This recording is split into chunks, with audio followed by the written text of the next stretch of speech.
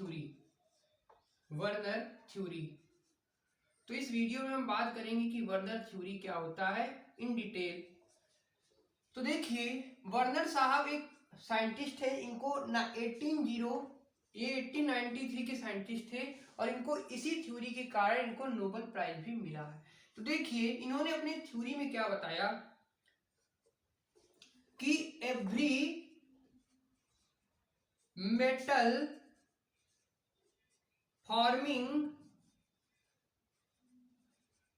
Complex having two types of valencies। तो उन्होंने अपने थ्योरी में बताया कि जो मेटल कॉम्प्लेक्स का फॉर्मेशन करते हैं उनके पास दो तरह की वैलेंसीज होती हैं। फर्स्ट वैलेंसी को हम बोलते हैं प्राइमरी वैलेंसी,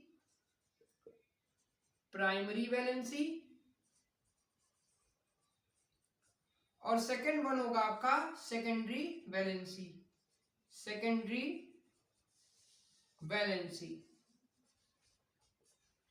तो देखिए, तो वर्नर ने हमको क्या बताया कि जो मेटल कॉम्प्लेक्स का फॉर्मेशन करते हैं उनके पास दो तरह की वैलेंसी होती हैं। उनके पास दो तरह की वैलेंसी होती हैं। तो पहला हो गया प्राइमरी वैलेंसी और दूसरा हो गया सेकेंडरी वैलेंसी। तो देखिए, मैंने अपने पिछले वीडियो में आपको, जैसे आपके पास FeNH3Cl3 दिया है, तो इसको क्या बोलते हैं? इसको बोलते हैं हम आयनाइजेशन स्पेयर और इसको बोलते हैं कोऑर्डिनेशन स्पेयर। तो देखिए, उन्होंने अपने प्राइमरी वैलेंसी में क्या बताया उसको नोट आउट करते हैं। प्राइमरी वैलेंसी एक तरफ बना लेते हैं, फिर एक तरफ सेकेंडरी वैलेंसी बना लेते हैं और इसके एप्लीकेशन के क्वेश्चन आपको पूछे जाते हैं, और एक तरफ सेकेंडरी वैलेंसी बना लेते हैं।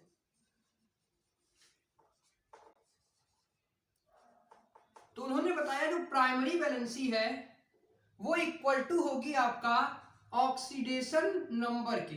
किसके? ऑक्सीडेशन नंबर के ऑफ एनायन। एनायन क्या यहां पर है? ये वाला पोर्शन एनायन। तो उन्होंने बताया जो प्राइमरी वैलेंसी है वो इक्वल टू होगी ऑक्सीडेशन नंबर ऑफ एनायन, और इसको सेटिस्फाई करेगा एनायन, सेटिस्फाई बाय एनायन।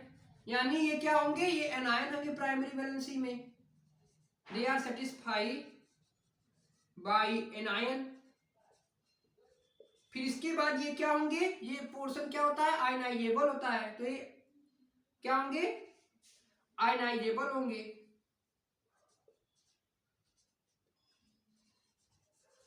उसके बाद ये क्या होंगे? दे आर नॉन डायरेक्शनल होंगे, आयनाइजेबल होंगे, not helpful to predicting geometry. They are represented by dotted line. इनको हम रिप्रेजेंट करेंगे, दे आर रिप्रेजेंटेड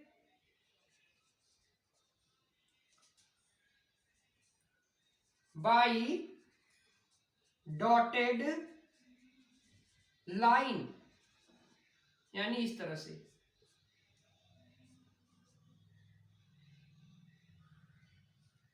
तो देखिए, प्राइमरी वैलेंसी क्या होता है? तो 1893 में वर्नर थ्योरी में हमको वर्नर जी ने बताया कि जो एवरी मेटल फॉर्मेशन होते हैं, अगर कोई मेटल फॉर्म करता है कॉम्प्लेक्स का, तो उसके पास दो तरह की वैलेंसी होती है, प्राइमरी वैलेंसी और सेकेंडरी वैलेंसी। तो प्राइमरी वैलेंसी में क्या क्या होता है? प्राइमरी वैलेंसी आपका इक्वल टू होती है oxidation number of central metal atom के, oxidation number of central metal atom के, और ये सेटिस्फाई करते हैं बाय एनायन।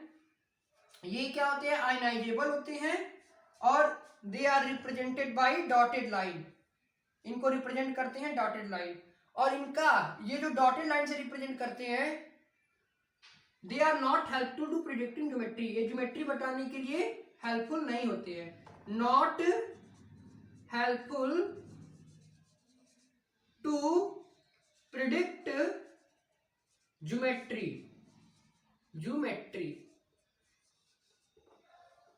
प्राइमरी वैलेंसी कितने पॉइंट आपको इंपॉर्टेंट है। तो वर्नर ने हमको क्या बताया, तो वर्नर ने हमको बताया कि एवरी मेटल फॉर्म जो करते हैं कॉम्प्लेक्स को, वो दो तरह की वैलेंसी रखते हैं। पहला हो गया प्राइमरी वैलेंसी जो सेटिस्फाई करती है oxidation number of central metal atom.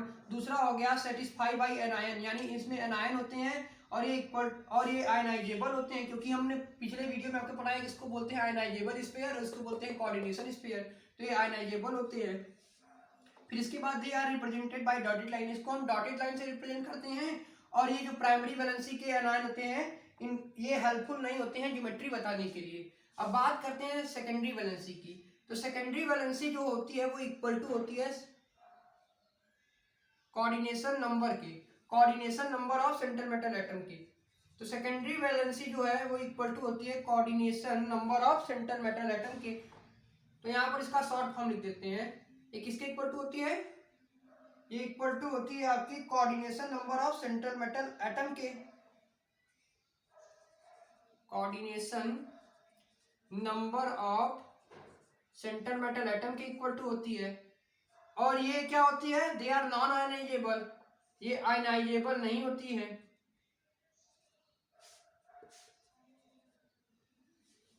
ये क्या होती है, आयनाइजेबल नहीं होती हैं।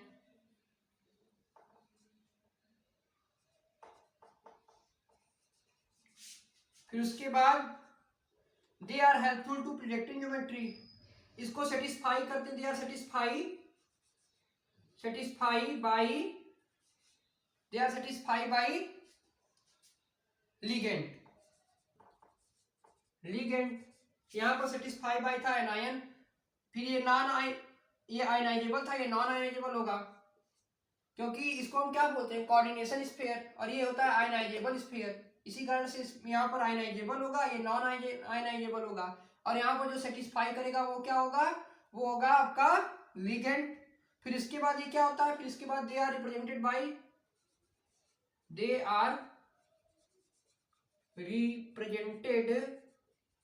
बाई थिक लाइन या बोल्ड लाइन भी कर सकते हैं, यानी इस तरह से। और ये क्या होते हैं, they are helpful to predicting geometry, helpful to predict geometry. तो देखिए इतनी बार इन्होंने यही चीज बताया, तो क्या बताया उसको एक बार फिर से रिकॉल कर लेते हैं। तो वर्नर ने 1803 में अपनी एक थ्योरी दी। उन्होंने हमको बताया कि every metal forming complex having two types of valency, अगर कोई मेटल कॉम्प्लेक्स का फॉर्मेशन करता है तो दो तरह की वैलेंसी रखता है। पहला हो गया प्राइमरी वैलेंसी और दूसरा हो गया सेकेंडरी वैलेंसी। प्राइमरी वैलेंसी क्या होती है, तो प्राइमरी वैलेंसी आपका इक्वल टू होगी oxidation number of central metal atom के। फिर उसके बाद इसको सेटिस्फाई करेगा एनायन, और ये क्या होंगे, आयनाइजेबल होंगे। They are represented by dotted line, यानी डॉटेड लाइन से इनको रिप्रेजेंट करेंगे। और not helpful to predicting geometry, इनको ज्योमेट्री से कोई लेना देना नहीं है। वही सेकेंडरी वैलेंसी क्या होंगे, तो कोऑर्डिनेशन नंबर के इक्वल टू होंगे सेंट्रल मेटल एटम के, coordination number of central metal atom के इक्वल टू होंगे। ये क्या होंगे, नॉन आयनाइजेबल होंगे, ये क्या होंगे, नॉन आयनाइजेबल होंगे। फिर ये क्या होंगे, सेटिस्फाई बाय लिगेंड, इनको लिगेंड सेटिस्फाई करेंगे। फिर उसके बाद they are represented by thick line या बोल्ड लाइन, इनको हम थिक लाइन से रिप्रेजेंट करेंगे। हेल्पफुल टू प्रिडिक्टिंग ज्योमेट्री, ये हेल्पफुल करेंगे प्रिडिक्टिंग ज्योमेट्री में। अब देखिए, अब इसके बाद हम आपको एक ऑक्टाहेड्रल स्ट्रक्चर वाले कंपाउंड की चर्चा करेंगे और उसका हम क्या करेंगे, स्ट्रक्चर बनाएंगे। तो चलिए अब हम इसको अब आगे बढ़ाते हैं। अब इतना आप नोट अप कर दीजिए। अब इसके बाद हम इसको समझाते हैं कि कैसे प्राइमरी वैलेंसी और सेकेंडरी वैलेंसी का कैसे इंपॉर्टेंट है। वहां पर हम एक ज्योमेट्री बनाएंगे जिससे आपको समझा देंगे। तो अब इतना आप नोट आउट कर लीजिए। अब इसके बाद हम इसके आगे बढ़ते हैं।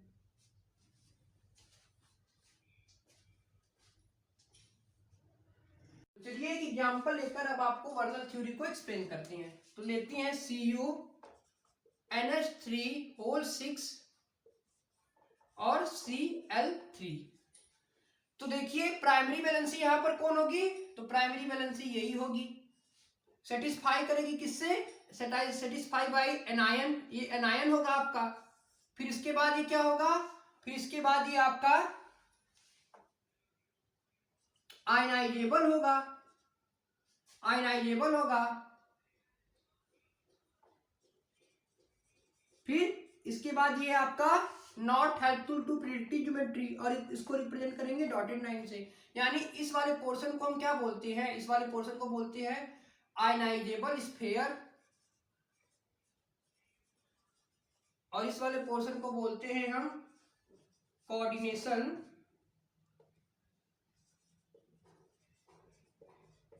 स्फीयर। और यहां पर देखिए लिगेंड क्या होगा, तो ये लिगेंड है, तो लिगेंड यहां पर क्या बिहेव करेंगे, सेकेंडरी वैलेंसी की तरह, सेकेंडरी वैलेंसी की तरह बिहेव करेंगे। ये क्या है, ये आपके लिगेंड है। तो चलिए इसके स्ट्रक्चर को ड्रॉ करते हैं। हालांकि ये आपका ऑक्टाहेड्रल स्ट्रक्चर है, तो यहाँ पर सेंट्रल मेटल एटम क्या बनेगा, तो CO बनेगा। अब देखिए, तो इसको ऑक्टाहेड्रल बनाना है हमको, तो 6 जगह से यहाँ पर बॉन्डिंग होगी इस तरह से, 1 2 3 4 5 और ये 6। अब यहाँ पर आप लगा दीजिए, क्योंकि 6 NH3 है, तो यहाँ पर 6 NH3 लगा दीजिए, NH3 लगा दीजिए, यहाँ पर भी NH3 लगा दीजिए, और यहाँ पर भी NH3 लगा दीजिए, NH3 लगा दीजिए और NH3 लगा दीजिए। यहाँ पर सेंट्रल मेटल एटम क्या बना, CO। तो देखिए प्राइमरी जो सेकेंडरी वैलेंसी है, तो उसको हम किस तरह से रिप्रेजेंट करेंगे, तो थिक लाइन या बोल्ड लाइन, तो थिक या बोल्ड लाइन से इसी तरह रिप्रेजेंट करते हैं। तो ये क्या है, लिगेंड है, तो इस तरह से आप इसको रिप्रेजेंट करेंगे थिक लाइन से। वहीं प्राइमरी वैलेंसी को किस तरह से रिप्रेजेंट करेंगे, तो प्राइमरी वैलेंसी को रिप्रेजेंट करेंगे आप बोल्ड लाइन से। तो बोल्ड लाइन से रिप्रेजेंट करने के लिए क्या हो जाएगा, ये आपका इस तरह से आप इसको रिप्रेजेंट करेंगे। यहाँ पर 3 जगह कहीं पर भी आप क्या लगा दीजिए, Cl Cl Cl Cl लगा दीजिए। यहाँ पर भी Cl हो जाएगा, और यहाँ पर भी Cl हो जाएगा, और यहाँ पर भी Cl हो जाएगा। तो ये देखिए, यही आपका ये ज्योमेट्री है, ये क्या है, ज्योमेट्री बना ऑक्टाहेड्रल वाइट का। तो यहाँ से वर्णन ने क्या कहा कि एवरी मेटल फॉर्मेशन, अगर कोई मेटल कॉम्प्लेक्स का फॉर्मेशन करते हैं तो 2 तरह की वैलेंसी रखते हैं। पहला हो गया प्राइमरी वैलेंसी और दूसरा हो गया सेकेंडरी वैलेंसी। तो प्राइमरी वैलेंसी क्या होता है, जो आयनाइजेबल होता है और सेटिस्फाई बाय एनायन। जैसे ये एनायन है, ये आपका कैटायन पोर्शन, ये आपका एनायन पोर्शन। तो इसको किस तरह रिप्रेजेंट करेंगे, तो इसको हम डॉटेड लाइन से रिप्रेजेंट करेंगे, और ये हेल्पफुल नहीं होता है ज्योमेट्री बताने के लिए, ये हेल्पफुल नहीं होता है ज्योमेट्री बताने के लिए। फिर उसके बाद अगर सेकेंडरी वैलेंसी की बात करें, तो सेकेंडरी वैलेंसी क्या होती है, लिगेंड होते हैं, और ये हेल्पफुल करता है ज्योमेट्री बताने के लिए। तो इसको रिप्रेजेंट कैसे करेंगे, बोल्ड लाइन से, इस तरह से। तो देखिए इसको बोल्ड लाइन से हमने रिप्रेजेंट किया, और ये डॉटेड लाइन जो है वो प्राइमरी वैलेंसी को रिप्रेजेंट करता है। तो पहला स्ट्रक्चर तो आपने ये बनाया। अब इसी का दूसरा स्ट्रक्चर बनाते हैं। अब हम यहाँ पर क्या करेंगे, जो Cl3 है, यहाँ पर एक Cl अंदर उतार देंगे। तो देखिए ये आपका डुअल बिहेवियर की तरह काम करेगा। अब हम इतना इरेज कर देते हैं, चलिए। तो देखिए वहीं अगर इसी स्ट्रक्चर में अगर आप CONH3 होल 6 Cl और Cl2 कर दीजिए, तो देखिए यहां पर क्या होगा, यहां पर Cl जो होगा, एक Cl क्या हो जाएगा, बोल्ड हो जाएगा और डॉटेड दोनों रहेगा, बोल्ड हो जाएगा और डॉटेड दोनों रहेगा।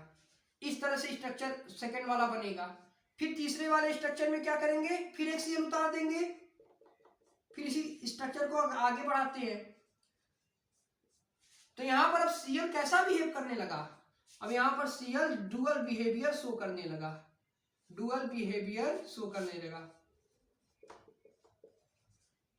उसी तरह फिर एक Cl को अंदर उतार दीजिए, क्या बन जाएगा, Cl2, और ये बन जाएगा Cl। तो यहां पर भी अब 2 Cl जो हैं, एक Cl को डॉटेड और बोल्ड दोनों लाइन से रिप्रेजेंट कर दीजिए, इस तरह से डॉटेड और बोल्ड दोनों लाइन से रिप्रेजेंट कर दीजिए। तो इसको हम बोल्ड लाइन से भी रिप्रेजेंट कर देते हैं, इस तरह से, चलिए। तो इस तरह से आपका ज्योमेट्री बनेगा। यानी पहली वैलेंसी थी जहां पर Cl3 क्या थे, Cl3 आपके जो थे वो बाहर थे, तो उनको हमने डॉटेड लाइन से रिप्रेजेंट किया। लेकिन कुछ समय बाद क्या हुआ, Cl माइनस को हमने अंदर ले लिया, तो देखा कि जो Cl माइनस है वहां पर बोल्ड लाइन भी आ गया और डॉटेड लाइन भी आ गया। फिर एक Cl माइनस को अगर आप अंदर उतारेंगे, तो फिर ये बोल्ड और डॉटेड दोनों लाइन को रिप्रेजेंट करने लगेगा, और ये क्या बन जाएगा, डुअल बिहेवियर शो करने लगेगा। अब यहाँ से Cl क्या कर रहा है, डुअल बिहेवियर शो कर रहा है, डुअल बिहेवियर शो कर रहा है। तो यही है इनके वर्नर की थ्योरी, यानी ये कुछ ही कॉम्प्लेक्स के ज्योमेट्री को ही बता पाए, देख सकते हैं यहाँ पर। तो यहाँ पर क्या किया उन्होंने बताया कि every metal complex forming the two types of valency, first is the primary and second one is the secondary valency. Primary valency को एनायन सेटिस्फाई करेगा, ये इक्वल टू होगा ऑक्सीडेशन नंबर के। तो अगर मैं आपसे पूछूं कि यहाँ पर ऑक्सीडेशन नंबर कितना होगा, ऑक्सीडेशन नंबर ऑफ CO का ऑक्सीडेशन नंबर कितना होगा, तो आप बोलेंगे +3 होगा। कैसे? NH3 क्या है, न्यूट्रल लिगेंड है, NH3 क्या है, न्यूट्रल लिगेंड है, तो इसका ऑक्सीडेशन नंबर होता है 0, तो ये हो जाएगा 0 हो जाएगा और ये हो जाएगा -3, तो x - 3 = 0, यानी x की वैल्यू हो जाएगी +3, यही इक्वल टू ऑक्सीडेशन नंबर क्या हो जाएगा। वहीं अगर आपसे पूछे कि आप कोऑर्डिनेशन नंबर बताइए, तो कोऑर्डिनेशन नंबर निकालने का मैंने फार्मूला बताया है, नंबर ऑफ डेंसिटी कर दीजिए into total number of ligand. तो देखिए टोटल नंबर ऑफ लिगेंड कितने हैं, नंबर ऑफ लिगेंड है इसमें 6, और डेंसिटी क्या होगी इसकी, डेंसिटी होगी NH3 क्या है, मोनोडेंटल है, तो डेंसिटी हो जाएगी 1, तो आ जाएगा 6, तो कोऑर्डिनेशन नंबर हो जाएगा 6। यानी यहां पर आप देख सकते हैं कि कोऑर्डिनेशन नंबर जो है वो इक्वल टू होगा किसके, जो सेंट्रल मेटल का कोऑर्डिनेशन नंबर होगा, यानी कोऑर्डिनेशन नंबर सेकेंडरी वैलेंसी में इक्वल टू होती है सेंट्रल मेटल एटम के, और एनायन की जो वैलेंसी होती है Cl3 जो है वो उसको क्या बोलेंगे, तो इसको हम बोलेंगे प्राइमरी वैलेंसी है, इसको सेटिस्फाई करेंगे एनायन, और एक किसके इक्वल टू होगा, तो ऑक्सीडेशन नंबर के।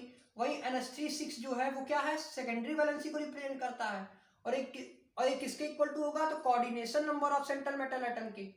तो यही है आपका वर्नर थ्योरी। तो वर्नर ने क्या बताया है कि एवरी मेटल, अगर कोई मेटल कॉम्प्लेक्स का फॉर्मेशन करेगा तो दो तरह की वैलेंसी रखेगा, एक होगी प्राइमरी और एक होगी सेकेंडरी। तो प्राइमरी वैलेंसी क्या होता है, जिसमें एनायन होता है और आयनाइजेबल होता है, और इसको रिप्रेजेंट करते हैं डॉटेड लाइन से। फिर इसके बाद आता है सेकेंडरी वैलेंसी। तो सेकेंडरी वैलेंसी क्या होती है, दे आर नॉन आयनाइजेबल, और इनमें होते हैं लिगेंड सेटिस्फाई बाई किससे, सेटिस्फाई बाई लिगेंड से सेटिस्फाई करते हैं, और ये क्या होते हैं, और ये इक्वल टू होते हैं coordination number of central metal atom के, और इनको रिप्रेजेंट करते हैं बॉर्डर लाइन से। तो यहाँ पर आप स्ट्रक्चर देख सकते हैं, ये आपका ऑक्टाहेड्रल स्ट्रक्चर है, तो इसको इस तरह बनाते हैं। फिर इसकी आगे का स्ट्रक्चर, इसमें एक Cl और आ जाएगा, तो Cl जो है वो डुअल बिहेवियर शो करने लगेगा, फिर एक Cl को अंदर उतारेंगे तो फिर एक डुअल बिहेवियर शो करने लगेगा। तो इस तरह से ये आपका वर्नर थ्योरी कंप्लीट होता है। अब इसके कुछ एप्लीकेशन को देखते हैं हम। देखिए वर्नर थ्योरी की जो एप्लीकेशन है, तो पहला एप्लीकेशन हो गया इसका इलेक्ट्रिकल कंडक्टिविटी। तो वर्नर थ्योरी के एप्लीकेशन की बात करते हैं, तो पहला हो गया इलेक्ट्रिकल कंडक्टिविटी, और दूसरा हो गया PPT, प्रेसिपिटेशन का फॉर्मेशन, कि कितने number of mole of precipitation होंगे। तो इलेक्ट्रिकल कंडक्टिविटी की बात करें तो जितने नंबर ऑफ आयन होंगे उतना ज्यादा इलेक्ट्रिकल कंडक्टिविटी होगी, यानी नंबर ऑफ आयन जितने ज्यादा होंगे उतनी ज्यादा इलेक्ट्रिकल कंडक्टिविटी होगी। शॉर्ट में इसको नोट कर लीजिए। और PPT क्या होगा, तो जैसे AgCl, AgBr, AgI है, AgCl, AgBr और AgI है। तो AgCl जैसे हो गया, तो AgCl किस रंग का होता है, तो ये होता है व्हाइट रंग का, और ये कैसा रंग का होता है, AgBr येलो रंग का होता है, और ये होता है येलो रंग का। तो देखिए जो प्रेसिपिटेशन होगा वहां पर, अगर आप देखिए कैसे आप जज करेंगे, इसके एप्लीकेशन की बात कर रहे हैं वर्नर थ्योरी की। तो जैसे आपके पास वही एग्जांपल लेते हैं, CuNH3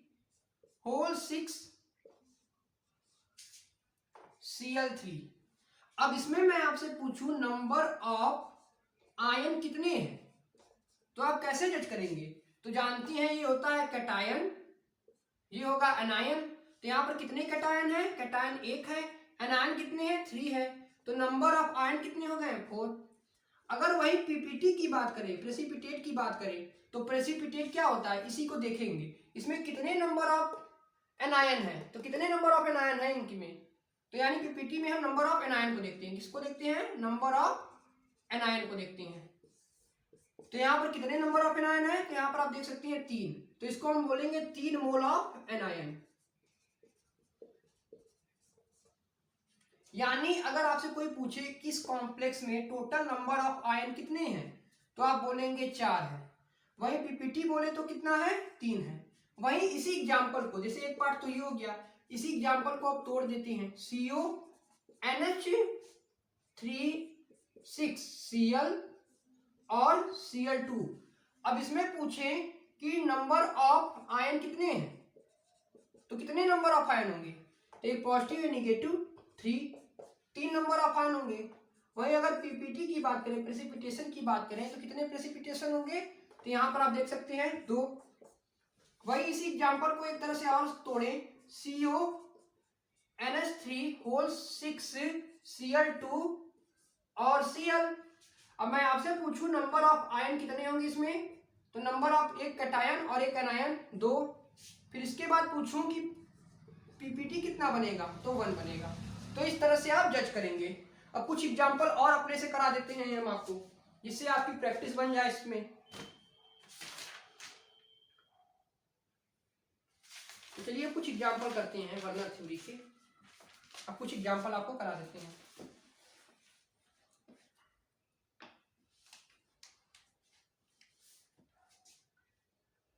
देखिए एग्जाम्पल दिया है, इस बुक में भी वही एग्जाम्पल दिया है। यानी अगर आपसे एप्लीकेशन में यही क्वेश्चन आता है कि नंबर ऑफ आयन को चेक करना रहता है, तो कैसे चेक करेंगे, तो ये हम जानते हैं कैटायन होता है, ये एनायन होता है। इसको लिख देते हैं, ये होता है कैटायन और ये होता है एनायन होता है। तो कैसे जज करेंगे, तो जैसे यहाँ पर CuNH3Cl3 था, तो कैसे कैटायन एनायन है, तो एक कैटायन 3 एनायन है, तो टोटल नंबर ऑफ आयन कितने होंगे 4। तो नंबर ऑफ आयन का क्वेश्चन आता है। उसी तरह प्रेसिपिटेशन की फॉर्मेशन पीपीटी का बात करता है, तो पीपीटी कैसे जज करेंगे, नंबर ऑफ आयन से। तो इसमें कितने नंबर ऑफ आयन है, एनायन कितने हैं, नंबर ऑफ एनायन कितने हैं, तो आप बोलेंगे 3 है। यानी पीपीटी के लिए हम नंबर ऑफ एनायन देखते हैं, तो 3 एनायन यहाँ पर है। उसी तरह यहाँ पर कितने नंबर ऑफ एनायन है, तो 2 है, पीपीटी 2 हो गया। यहाँ पर कितने नंबर ऑफ एनायन है, तो 1 है, तो ये पीपीटी 1 हो गया। ऐसे आप जज करेंगे। यानी अगर आपसे कोई पूछता है कैटायन कितने नंबर ऑफ आयन कितने हैं, तो आयन किसके बने होते हैं, कैटायन और एनायन के। तो कैटायन और एनायन की गिनती कर लीजिए, जितने होंगे उसको लिख देंगे, वही नंबर ऑफ आयन हो जाएंगे। और पीपीटी की कोई बात करेगा तो कैसे करेंगे, तो नंबर ऑफ एनायन को चेक करेंगे। बस यही इसका एप्लीकेशन है। बस इसमें आप पूरी ये वर्नर थ्योरी आपकी कंप्लीट होती है। तो अगर आपको ये वीडियो पसंद आया हो तो इसको लाइक कीजिए, शेयर कीजिए और सब्सक्राइब कीजिए। Thanks for watching this video.